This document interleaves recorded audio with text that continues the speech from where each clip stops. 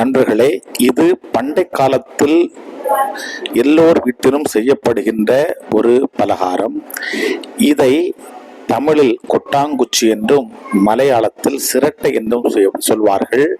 இதில் ஒரு ஓட்டை போட்டு இந்த மாவை இங்கு அழகாக வடிவமைக்கின்றார் ஒரு கலைஞர்.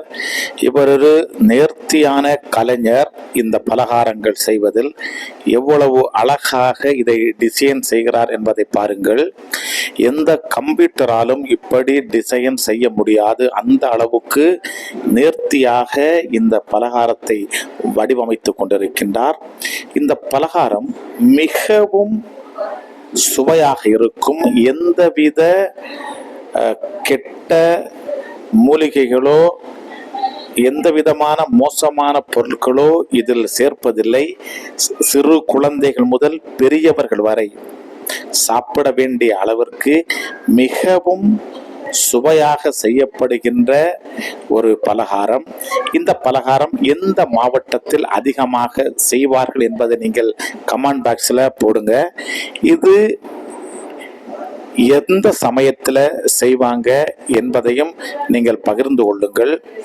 பாருங்க, இது ஆல்மோஸ்ட் ரெடி ஆயிடுச்சு. ஒரு தோசையே நம்மளால மறைச்சு போட முடியாது. ஆஹா, எவ்வளோ அழகாக போடுறாங்க பார்த்தீங்களா? இப்போ முக்கால்வாசி இந்த பலகாரத்துண்ட வேலை முடிஞ்சிடுச்சு. இதை இப்படியே கூட சாப்பிடலாம். சின்ன பிள்ளைங்க இது செய்யும் போதே அப்படி எடுத்து சாப்பிடுவாங்க. சின்ன வயசுல இப்படி சாப்பிட்டு வீட்டில் அடி வாங்கினவங்க கமெண்ட் பாக்ஸில் வந்து சொல்லுங்க. இதை செய்து முடித்த பிறகு இந்த பலகாரத்தை எண்ணெயில் போட்டு பொரித்தெடுப்பார்கள். இந்த எண்ணெயில் போட்டு பொரிக்கிறதுமே கொஞ்சம் கஷ்டமான விஷயம்தான். இப்போ அவங்களுக்கு ஒரு கையாள் இவங்க அதை எடுத்து பொரிக்க போகிறாங்க. ஆனால் இதுலேயுமே இதை நம்ம ஒடியாமல் பொரிச்சு எடுக்கணும். அது ஒரு பெரிய விஷயம்தான். நான் எப்படி அழகாக இதை எடுக்கிறாங்கன்னு நம்ம இப்போ நீங்கள் பார்த்தா உங்களுக்கு தெரியும். ரொம்ப சூப்பராக இதை இப்போ எடுக்கிறாங்க பாருங்க.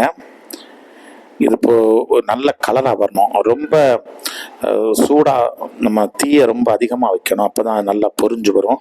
இது பொன்னிறமாக இதை பொரிஞ்சு வந்தால் தான் பார்க்குறதுக்கு நல்லா இருக்கும். பொன்னிறமாக வரலன்னா கூட சாப்பிட நல்லா தான் இருக்கும். ஆனால் பொன்னிறமாக வந்தால் இதை சாப்பிடும்போது ஒரு முறுமுறுமுறுமுறுனா சவுண்டு கேட்க பாருங்க. அந்த முறுமுறு இதில் சாப்பிடும்போது இதுக்கு டேஸ்ட்டு வேற ஒரு லெவலில் இருக்கும். நீங்கள் ட்ரை பண்ணி பாருங்கள். இந்த சேனலை அதிகமாக நீங்கள் சப்ஸ்கிரைப் பண்ணுங்கள். நீங்கள் கமெண்ட் பாக்ஸில் போய் கமெண்ட் பண்ணுங்கள், லைக் பண்ணுங்கள். ஒரு லைக் போட்டதுனால உங்களுக்கு எதுவுமே நஷ்டப்பட போகிறதில்ல. நீங்கள் லைக் பண்ணி எனக்கு இதை ஷேர் பண்ணுங்கள். நல்லா இந்த சேனல் ரொம்ப நிறைய பேருக்கு பயன்படட்டும். இனி ஒரு புதிய சேனல், இந்த மாதிரி விஷயத்துக்கான ஒரு புதிய சேனலை தொடங்கலான் இருக்கேன். இந்த ட்ரூத் தமிழ் வேறு நல்ல விஷயங்களுக்கு பயன்படட்டும் என்றும் அதற்காக ஒரு புதிய சேனல் இந்த மாதிரி விஷயங்களுக்கு அடுத்து துவங்க இருக்கிறேன். நீங்கள் ஆதரவு தாங்க. இந்த பாருங்கள், நல்லா பொரிஞ்சு வந்துடுச்சு. அந்த பார்த்தீங்களா, அந்த கலர் பார்த்தாலே நல்ல டேஸ்ட்டாக இருக்கும். நீங்கள் சாப்பிட்டா ஒரு முறுமுறாக இருக்கும். அந்த சாப்பிடும்போது ஒரு தனி டேஸ்ட்டு. அழகான ஒரு பலகாரம் முடிந்து விட்டது. இந்த பலகாரத்தின் பெயர் என்ன என்று நீங்கள் பதிவிட வேண்டும். இது எந்த மாவில் செய்யப்படுகிறது என்பதையும் எந்த மாவட்டத்தில் அதிகமாக செயற்படுகிறது என்பதையும் நீங்கள் பதிவிடுங்கள்.